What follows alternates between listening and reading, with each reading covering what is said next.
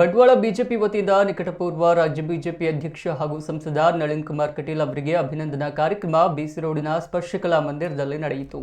ಬಂಟ್ವಾಳ ಶಾಸಕ ರಾಜೇಶ್ ನಾಯ್ಕ ಉಳಿಪಾಡಿಗುತ್ತು ಮಾತನಾಡಿ, ನನ್ನನ್ನು ಪಕ್ಷಕ್ಕೆ ಎಳೆದುಕೊಂಡು ಪಕ್ಷದ ಸಂಘಟನಾತ್ಮಕ ಚಟುವಟಿಕೆಗಳಲ್ಲಿ ಸಕ್ರಿಯವಾಗಿ ತೊಡಗಿಸಿಕೊಳ್ಳಲು ಪ್ರೇರಣೆ ನೀಡಿದವರು ನಳಿನ್ ಕುಮಾರ್ ಕಟೀಲ್ ಅವರು ಎಂದು ತಿಳಿಸಿದರು.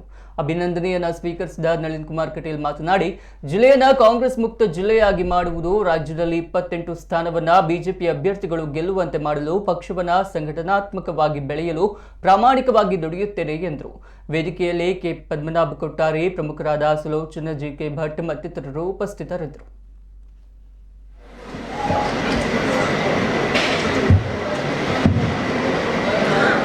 ಭಾರತೀಯ ಜನತಾ ಪಾರ್ಟಿ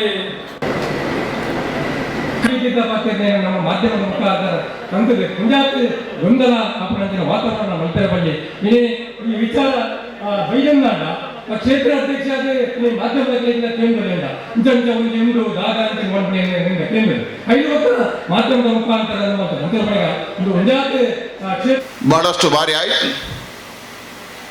ನನ್ನ ಟೀಕೆಗಳನ್ನು ಕೇಳಿದ್ದೇನೆ, ಟಿಪ್ಪಣಿಗಳನ್ನು ಕೇಳಿದ್ದೇನೆ. 10 ಬಾರಿ ನನಗೆ ಆಗಿರ್ತಕ್ಕಂಥ ಅಪಮಾನಗಳನ್ನು ಸಹಿಸಿಕೊಂಡಿದ್ದೇನೆ. ಎರಡು ಕಾರಣಕ್ಕೆ ಸಹಿಸಿಕೊಂಡಿದ್ದೇನೆ. ಒಂದು, ನಾನು ಭಾರತೀಯ ಜನತಾ ಪಾರ್ಟಿಯ ವಿಚಾರಧಾರೆಯನ್ನು ಅಪ್ಪಿದ್ದೇನೆ.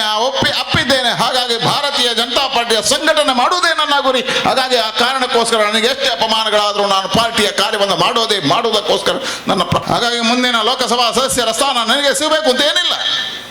ನಿಮ್ಮೆಲ್ಲರ ಆಶಯಕ್ಕೆ ನಾನು ಕೈ ಮುಗಿತೇನೆ. ಪಾರ್ಟಿ ಯಾರನ್ನೇ ನಿಶ್ಚಯ ಮಾಡಲಿ, ನನ್ನ ಗುರಿ ಇರತಕ್ಕಂಥದ್ದು ಮುಂದಿನ ಲೋಕಸಭೆಯಲ್ಲಿ 28ಕ್ಕೆ 28 ಸ್ಥಾನಗಳನ್ನು ಗೆಲ್ಲಿಸುವುದು, ಮತ್ತೆ ನರೇಂದ್ರ ಮೋದಿ ಪ್ರಧಾನಮಂತ್ರಿ ಆಗುವುದು. ಈ ಸಂದರ್ಭದಲ್ಲಿ 16 ಘಟನೆಗಳಾಗಿದ್ದಾವೆ.